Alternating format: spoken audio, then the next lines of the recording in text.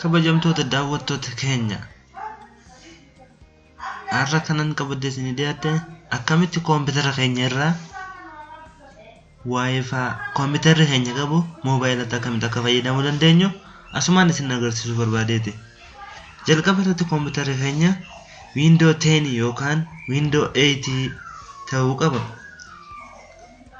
Windows 10 yookaan ta'ute koompitaricha keenya as ofuma isaatii mobile hotspot qaba. Windows 10 taanaan jechuudha. as gara jalaa kana jira asitti wifi kan jedhu jira. yoo Windows 10 kan update ta'e kan qabatan ta'e asuma mobile hotspot kan jedhu jala isaa kana jira jechuudha. yoo kana ammoo Windows 8 Windows 10 ta'e kan update hin taane yookaan ta'ute as iddoo jalaa kana hin jiru jechuudha. kanaaf online irraa karaa Google seenne applicationota hotspot nu fayyadan sana buufachuun dirqama keenya jechuudha. inni jalqaba application nu fayyadu applicationota baay'eetu jira.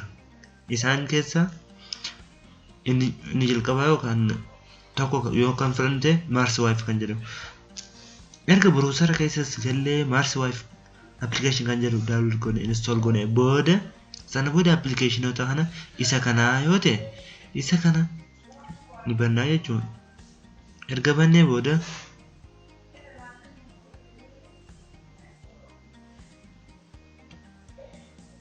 applicationichaa erga bannee booda password fi maqaa nu gaafata.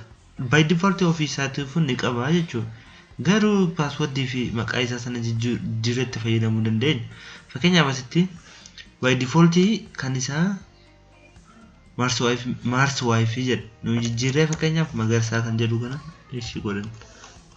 password ofii keenya jijjiirrannaa jechuudha. yoo barbaanne jijjiirra yookaan immoo itti dhiisuu dandeenya. erga kana goone booda mallattoon isaa sadeenii isa kana jechuun connection hojjechaa jiraachuu isaati kan nu agarsiisu. hotspot nu download goone install goone directly connect ta'ee jira jechuudha koompitara keenya kana.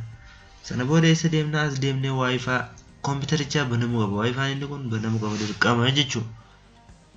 sana booda moobaayila keenya keessa deemnee wifi jennee maqaa nuyi banne sanaaf password nu itti galchine sana moobaayil keenya jala deemnee password isaatti galchina jechuudha. sana booda wifi fayyadamuu dandeenya jechuudha.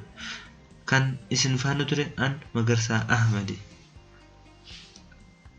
viidiyoolee garagaraa argachuuf YouTube keenya subscribe